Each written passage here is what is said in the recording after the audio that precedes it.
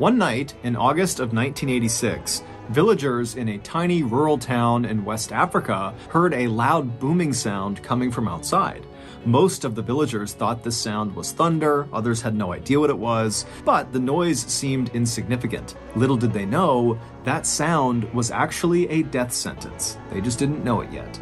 This story sounds like it was pulled straight out of an apocalypse movie, except it really happened. And the scary part is, it could happen again today. But before we get into that story, if you're a fan of the strange, dark, and mysterious delivered in story format, then you've come to the right place because that's all we do, and we upload once a week. So if that's of interest to you, please offer to make the like button a s'more, but instead of chocolate, use mud. Also, please subscribe to our channel and turn on all notifications so you don't miss any of our weekly uploads. Okay, let's get into today's story.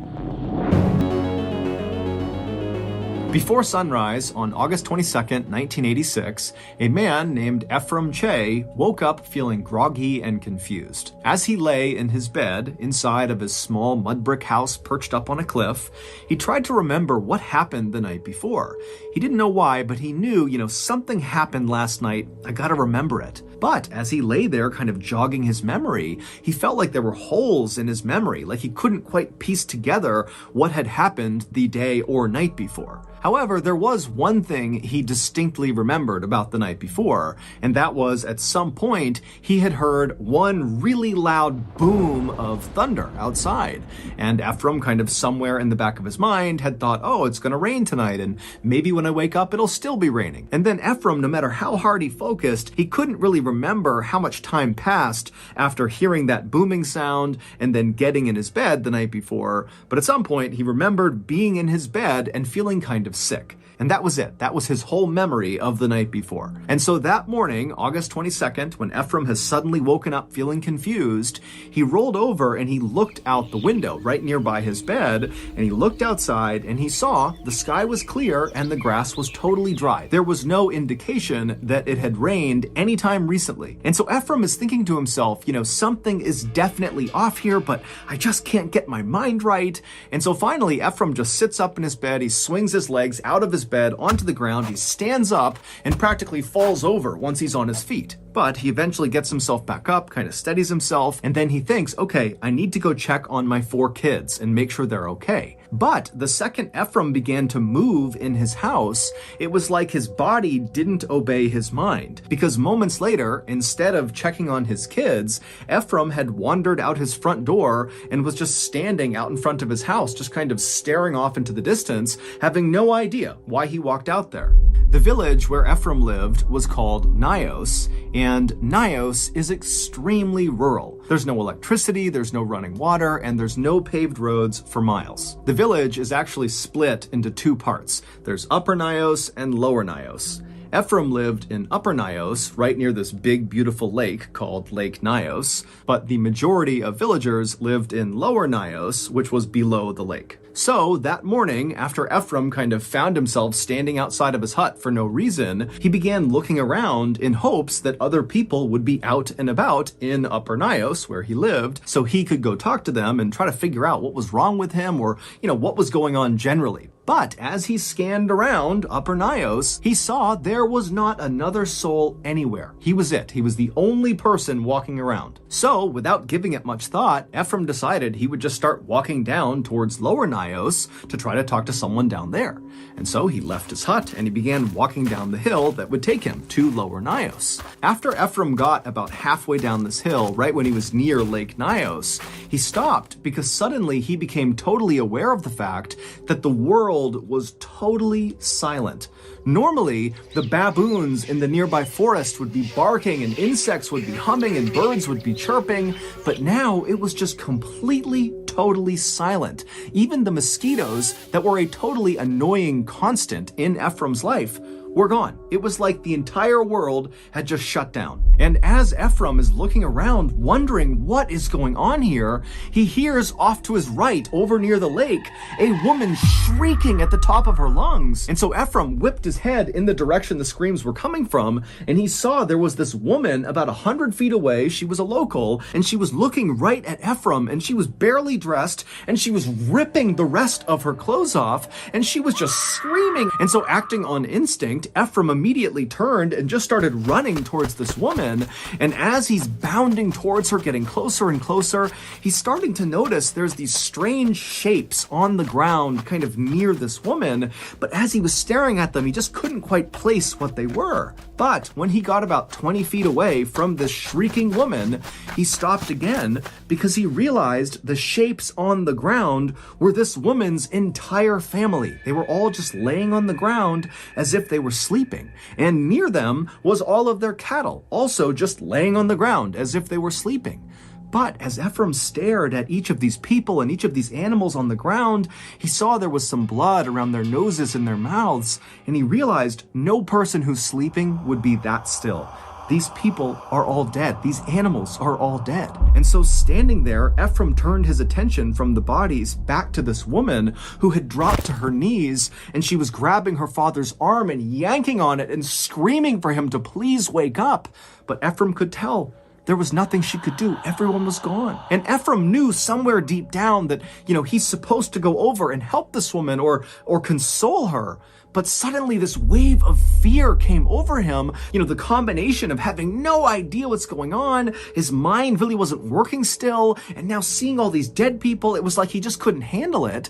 And so even though he felt terrible about this, Ephraim took one last look at this very distraught woman and her deceased family, and he turned and he ran away. And when he got back to the main trail, he continued downhill in the direction of Lower Nyos. Like all of you, I spend virtually all of my time daydreaming about climbing onto the back of a wild stallion and galloping down a deserted highway into an abandoned city full of zombies that I need to fight off using my wide array of strange DIY weaponry.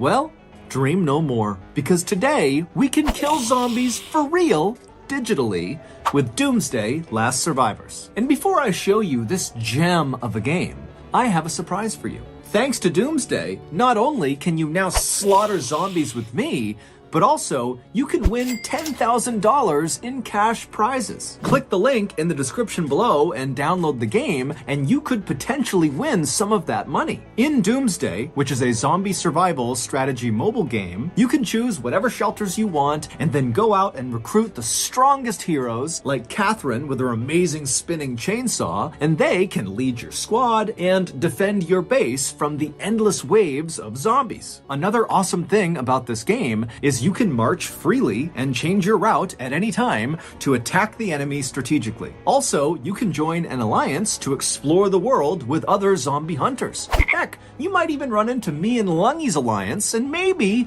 we'll let you join. So again, Doomsday, which lets you finally kill zombies for real, digitally, is offering $10,000 in cash prizes. To potentially win some of that money, click the link in the description below and download the game, and you will see there is a might ranking, and the top 5 in that ranking will each walk away with $1,000 each. Outside of that might ranking, many other players will be chosen for cash prizes, some up to $500 each. Hurry and download Doomsday right now so you can join the limited time events to get the legendary hero Jaden and a $250 gift pack for free. The next zombie wave will arrive in 8 hours, so join me and old Lungy now.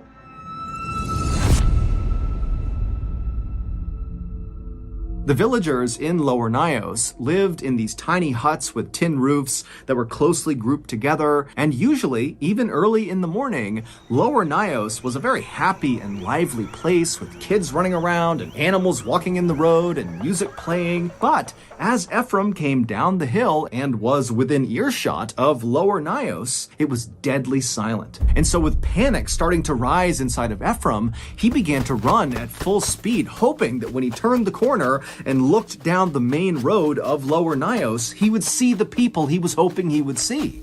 But when he turned the corner and looked down Main Street, all he saw were dead animals everywhere. They completely covered the streets, the sidewalk, everything. And so at this point, Ephraim was so desperate to see another person that he kept his eyes looking straight ahead so as not to look at all the dead animals, and just ran straight into Lower Nios, and he turned towards the first hut he saw, and he ripped the door open and he stepped inside, and as soon as he did, he just stopped. Because on the ground right in front of him was a woman who was very clearly deceased, just laying in the middle of the floor. She had a bowl of corn right near her hand as if she had been eating and then just fell dead. And so Ephraim, he's staring at this dead woman, and then he looks up and he realizes the bedroom is right in eyesight and he can see her family in their beds. And at first Ephraim thought, oh, they're sleeping. But then as he continued to stare through the doorway into this room, he saw none of them were moving. Their chests were not going up and down from breathing. Her whole family, they were dead too. At this, Ephraim kind of stumbled backwards out of the hut, and then he turned around to face the road he had just been on with all the animals. And when he saw the road again, it was like a piece of his brain started working properly again, because he realized those weren't animal bodies. All those bodies he saw when he came in, those were people. Yes, there were some animals, but most of them were people. He could see people slumped on top of each other, kind of piled up in doorways. He saw one person who was on his motorcycle in the middle of the road, just slumped over his handlebars. And many of the bodies were either naked or partially clothed, with piles of clothing next to them, as if they had been trying to rip their clothes off as fast as they could, like the woman up at the lake had been doing. And as Ephraim looked around in horror, he also realized that there were no markings or cuts or wounds on any of these people. It was like they were just going about their lives when suddenly they died. And so without anything else to do, Ephraim just continued to walk in the direction he had come into the village, hoping that if he kept on going, he might run into someone who was alive. And so he begins walking down the road, he's stepping over bodies, he has no idea what to make of this, and then way down the road, up ahead, he sees there are two people coming towards him. There's a man and what looks like his son, and they're jogging down the road, stumbling over bodies, running towards Ephraim. And so Ephraim stops, expecting these people are going to stop and talk to him. But as these two people got closer, Ephraim saw both of them, the father and the son, their eyes were wide and they were looking straight ahead with kind of a distant 1,000-yard stare, and they didn't stop for a second for Ephraim. It was like they didn't even see him. They just kept on running down the road, past all the bodies. Ephraim didn't try to stop them. He just watched as they passed. And then at some point they veered off the road and ran into the forest and disappeared. And it was at this moment that another part of Ephraim's brain seemed to kind of fit into place, because as he watched this father and son disappear, he suddenly had this memory come flooding back into his mind. And it was a memory of when he was a kid and his grandfather told him a story. And the story was about Nios villagers a long, long time ago who decided they wanted to cross Lake Nios from one side to the other. And so their leader magically parted the waters of Lake Nios, creating a walkway on the lake bed from one side to the other, and the villagers began to walk. And then about halfway across, a mosquito landed on the leader's shoulder, and when he went to slap the mosquito, he lost control of the waters and they came crashing down and drowned all of them. Ephraim's grandfather told Ephraim that the ghosts of these drowned villagers now resided between these two big rocks located near Lower Nios. And so growing up, Ephraim, along with many other people in this village, believed that because of these ghosts, Lower Nios must be haunted. And in fact, that was actually why Ephraim built his house in Upper Nios, to avoid these ghosts. And so now, as this memory of hearing this story from his grandfather has come flooding back to Ephraim, he thinks to himself, of course, all of this is the work of those ghosts. And so fearing he would be attacked next, Ephraim turned and just continued running down the road, dodging bodies as he went. And as he ran along, periodically he would stop at various tin huts and he would fling the door open in hopes he would find some survivors. But each time he went inside, everybody in there would be dead, lying in their beds or sitting in chairs or lying on the ground. But after running for quite a while, Ephraim turned to go into yet another hut, and right as he reached for the door opened on its own. and standing in front of him was the owner of this hut. His name was Joseph Naquain, and he was in much worse shape than Ephraim. The night before, Joseph had been inside of his hut when suddenly outside he heard that very loud booming sound that sounded like thunder to Ephraim, and then after hearing the sound, Joseph heard his daughter in her bed making this terrible snoring sound. And so instinctively, Joseph turned to walk over to his daughter to make sure she was okay, but he only got a few steps before he collapsed to the ground. He had woken up that morning with cuts all over his arms from where he fell, and he was also totally exhausted and very confused like Ephraim, and so he managed to drag himself over to his daughter's bed, and he pulled himself up onto her bed, and when he got up there, he realized his daughter was deceased. And so now Joseph has opened the door, and he's looking out, and there's all these dead people everywhere, and Ephraim is looking back at him, and Joseph just can't process anything. He's just standing there in a total daze, and Ephraim, he wanted to say something, but no words could come out, and so he too just stood there looking at Joseph. And the two men just stood there right on the threshold of this hut, staring at each other, saying nothing for several minutes, until finally they both just extended their hands and shook silently, and then Ephraim turned around and ran back into the road. And so Joseph at first followed Ephraim kind of out of instinct, but very quickly he veered off from Ephraim, and Joseph went into his neighbor's hut to see if they were okay. But when he opened the door and went inside, he saw all of his neighbors were deceased. But Joseph, he barely reacted to this. It was like he was so numb to what was going on, he just couldn't process it. But after seeing all of his neighbors dead, somewhere deep down inside of his consciousness, Joseph knew he had to go find help. That was his mission. And so he left his neighbor's hut, he ran back to his own hut, he climbed onto his motorcycle, and he started to drive. It took Joseph a long time to drive to the next closest village, but when he got there,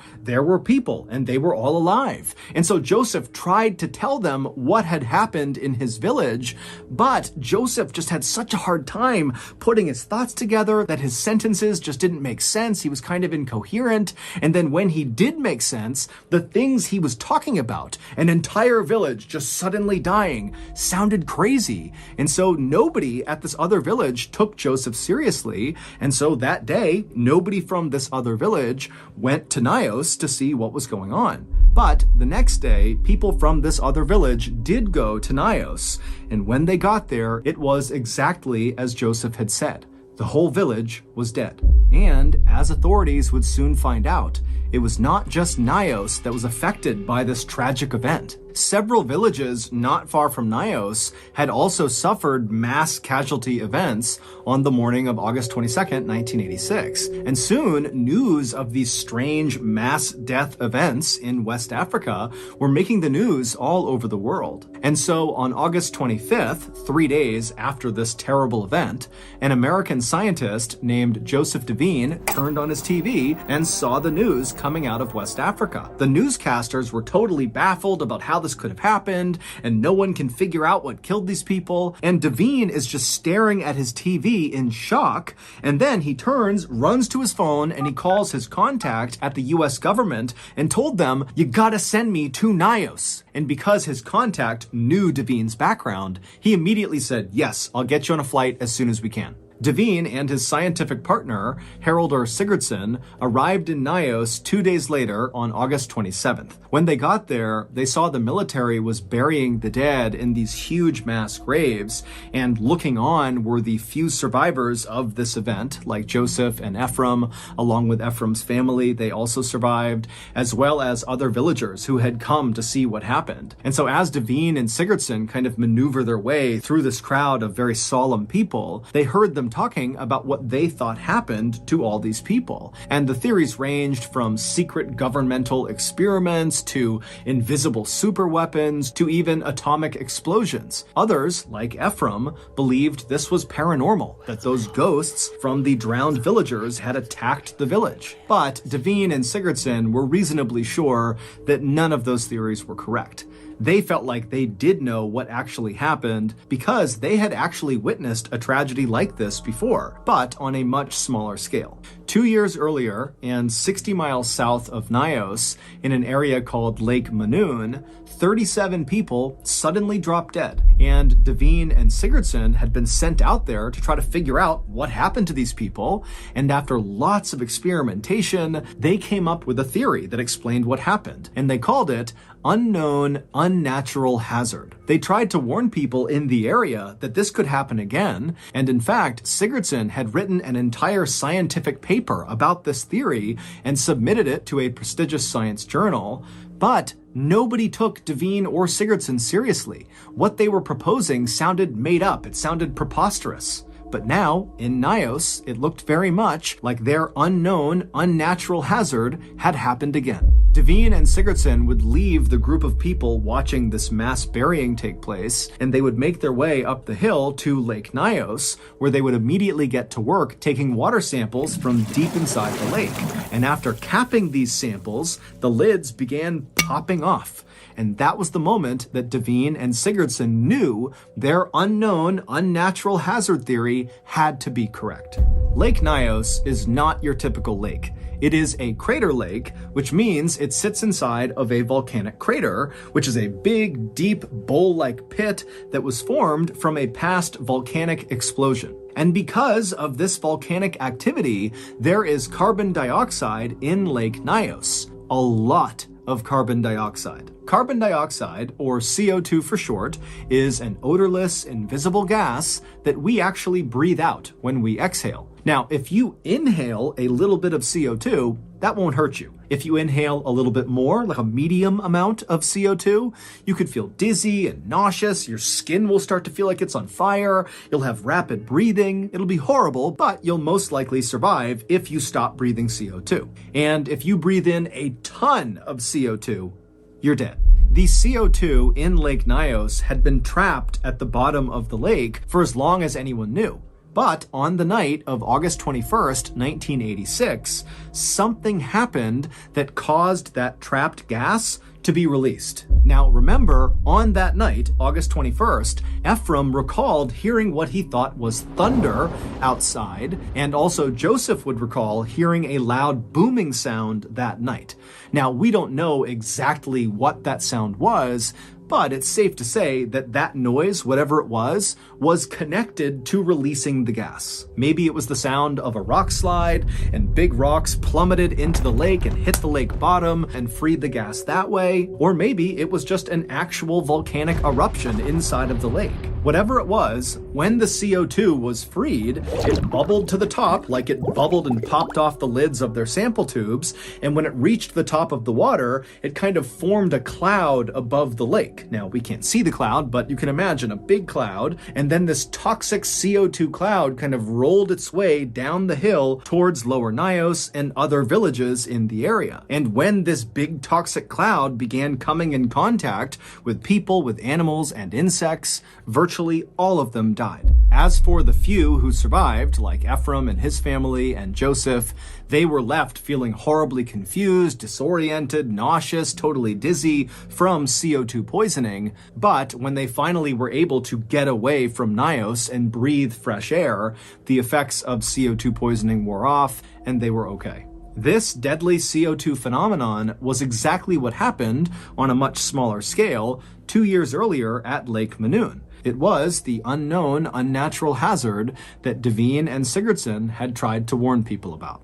The official death toll of the Lake Nios disaster was more than 1,700 people and more than 3,500 livestock, although exact numbers will likely never be known. Today, people have moved back into Upper and Lower Nios, including Ephraim, despite the fact that authorities have said that lake is still very dangerous and another unknown unnatural hazard, aka a CO2 disaster, could absolutely happen again.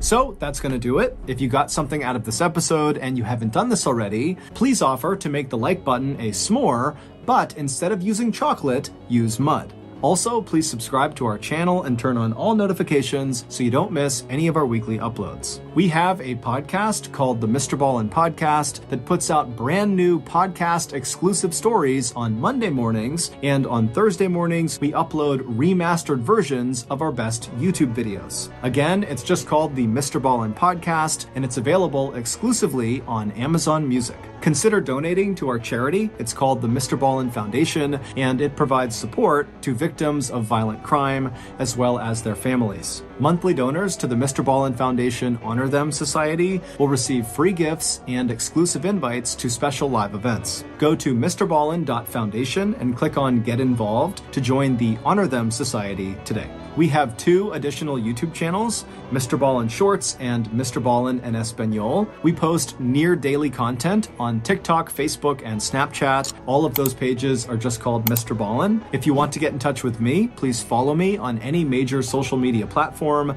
and then send me a direct message. My username is just @Mr. Ballen, and I really do read the majority of my DMs. Check out our merch at shopmrballen.com, and if you have a story suggestion, please submit it to our subreddit just called Mr. Ballen. It's linked in the description below. So whether I see you on Instagram, Twitter, TikTok, Reddit, YouTube, Facebook, other YouTube channels, the podcast, wherever, just know that I really appreciate your support. And until next time, that's going to do it. See ya.